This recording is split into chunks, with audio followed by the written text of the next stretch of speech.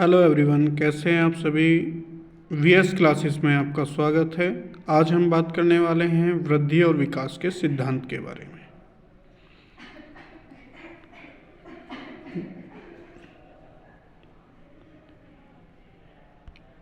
तो हम चर्चा करते हैं वृद्धि और विकास के सिद्धांतों के बारे में।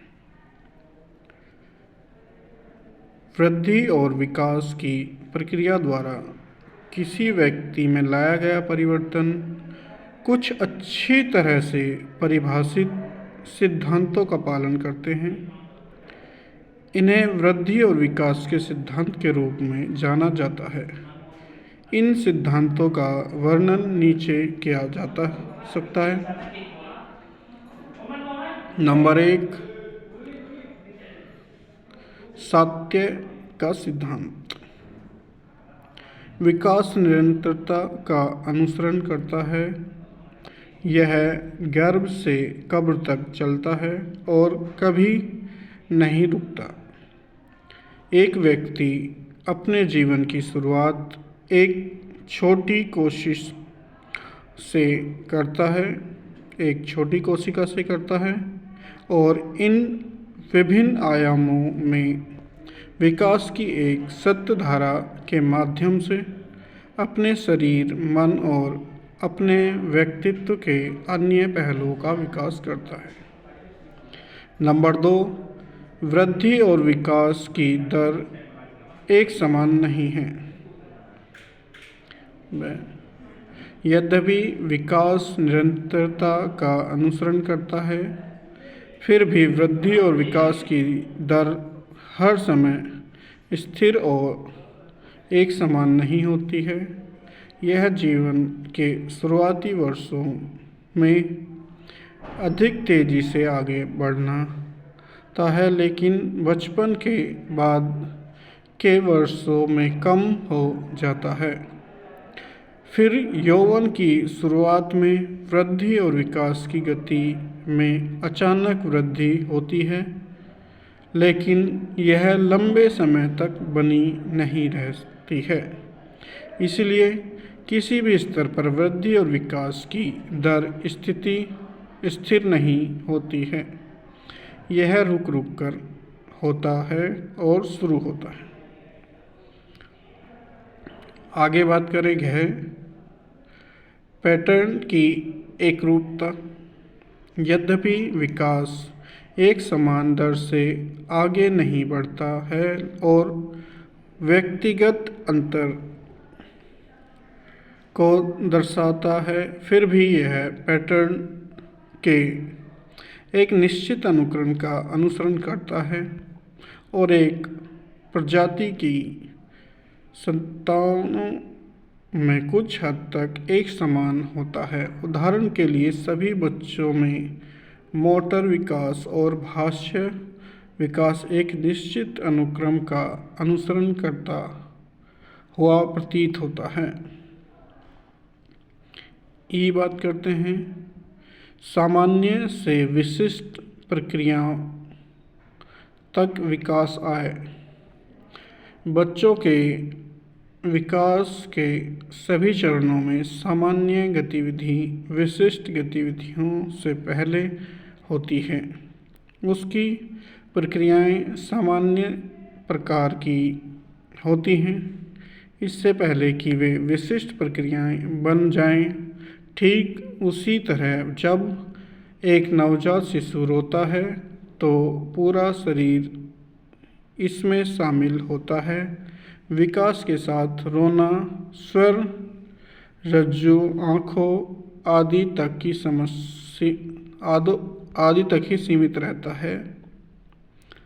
भाषा विकास में बच्चा विशिष्ट से पहले सामान्य शब्द सीखता है। नेक्स्ट हेडिंग की बात करते हैं एकीकरण का सिद्धांत।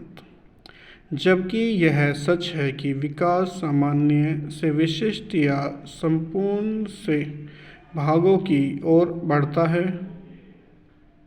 यह भी देखा जा सकता है कि विशिष्ट प्रक्रियाएं या भाग की गति सीखने या विकास की बाद की प्रक्रियाओं में संयुक्त होती हैं। यह संपूर्ण और उसके भाग के साथ साथ विशिष्ट और सामान्य प्रक्रियाओं का एकीकरण है जो एक बच्चे को उसके विकास और वृद्धि के विभिन्न आयामों में सनक विकास करने में सक्षम बनाता है। नेक्स्ट टॉपिक की बात करते हैं, अंतर संबंध का सिद्धांत। अंतर संबंध का सिद्धांत। वृद्धि और विकास विभिन्न आयामों जैसे शारीरिक, मानसिक, सामाजिक आदि में होता है और ये आपस में जुड़े हुए और एक दूसरे पर निर्भर होते हैं। किसी एक आयाम में वृद्धि और विकास बच्चे के अन्य आयामों में भी वृद्धि और विकास को प्रभावित करता है। उदाहरण के लिए, औरत से अधिक बुद्धि वाले बच्चों में आमतौर पर औसत से अधिक शारीरिक और सामाजिक विकास पाया जाता है। विकास की कमी एक आयाम है। यदि किसी बच्चे का शरीर विकास खराब है तो वह भावनात्मक, सामाजिक और बौद्धिक विकास में भी पिछड़ जाता है। नेक्स्ट टॉपिक की बात करें, विकास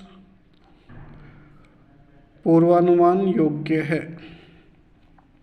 एक बच्चे की वृद्धि और विकास की दर की सहायता से हम यह अनुमान लगा सकते हैं कि उसके विकास में किस सीमा तक गिरावट आएगी। उदाहरण के लिए, बच्चे की कलाई की हड्डियों का एक्स-रे लगभग यह बता देगा कि उसका अंतिम आकार क्या होगा। इसी प्रकार एक बच्चे की वर्तमान मानसिक क्षमताओं का ज्ञान उसके अंतिम मानसिक विकास का अनुमान लगाने में मदद करेगा।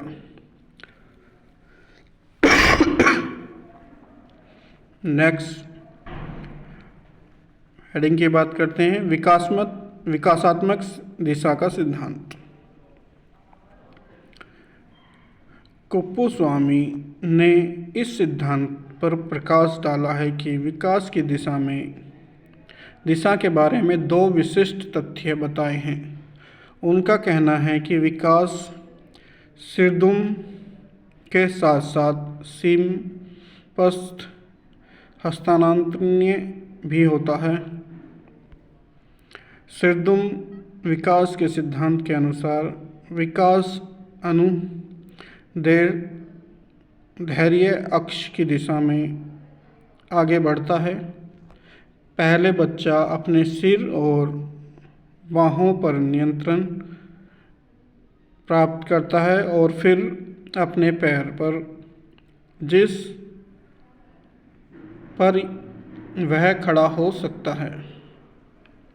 विकास की समीपस्थ प्रवृत्ति के अनुसार यह केंद्र से परिधि की ओर बढ़ता है। शुरुआत में बच्चा बड़ी मूल मांसपेशियों पर अपना नियंत्रण प्रदर्शित करता है, लेकिन बाद में छोटी मांसपेशियों के विकास और वृद्धि के कारण वह अधिक परिष्कृत आंदोलनों को प्रदर्शित कर सकता है, जैसा कि हाथ पर केंद्रीय।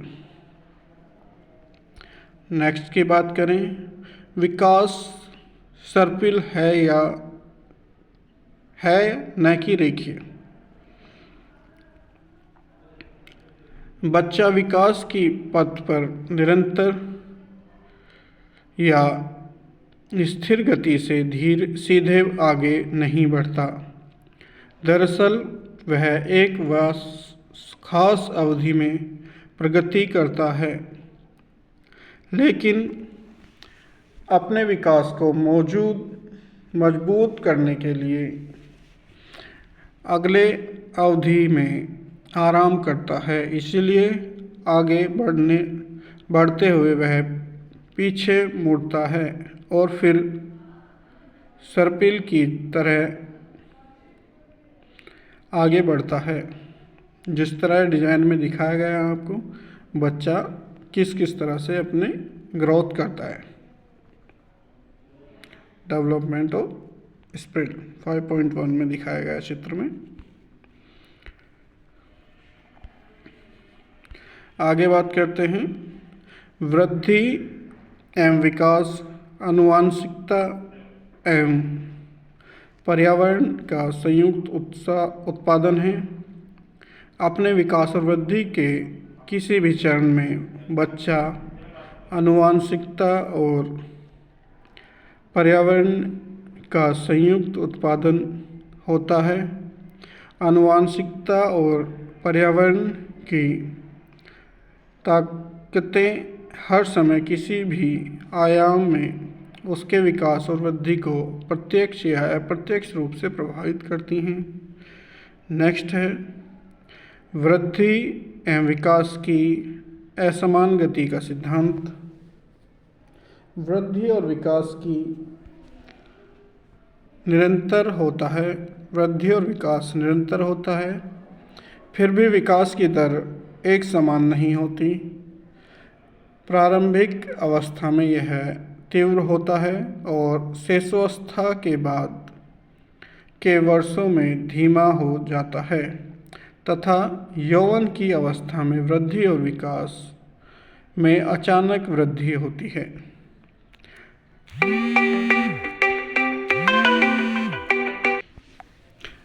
अद्वितीय विकास के प्रिंसिपल्स।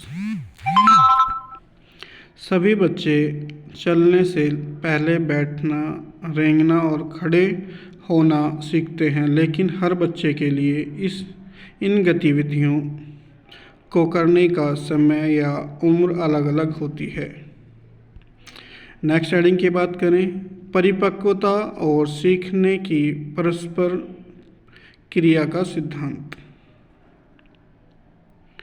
वृद्धि और विकास परिपक्वता और सीखने दोनों के परिणाम स्वरूप होता है। परिपक्वता जन्म के समय मौजूद क्षमताओं, विशेषताओं, लक्षणों और संभावनाओं के प्रकट होने और पकने के कारण विकासशील जीवन में परिवर्तन और संदर्भ करती है। सीखना प्रशिक्षण या अनुभव के कारण व्यवहार में परिवर्तन को दर्शाता है। परिपक्वता और सीखना परस्पर क्रिया करते हैं। तो मुझे उम्मीद है आपको अच्छे से समझ में आ गया होगा आज का हमारा ये टॉपिक, वृद्धि और विकास के क्या क्या सिद्धांत हैं और किस किस तरह से ये काम करते हैं। ठीक है, क्लासेस सभी को समझ में आ गया। मुझे उम्मीद है कि आप अच्छे से समझ गए होंगे। तो सभी इस चैनल को लाइक, शेयर एंड सब्सक्राइब करें, जिससे ये वीडियो सभी तक पहुंच सके। Thank you class.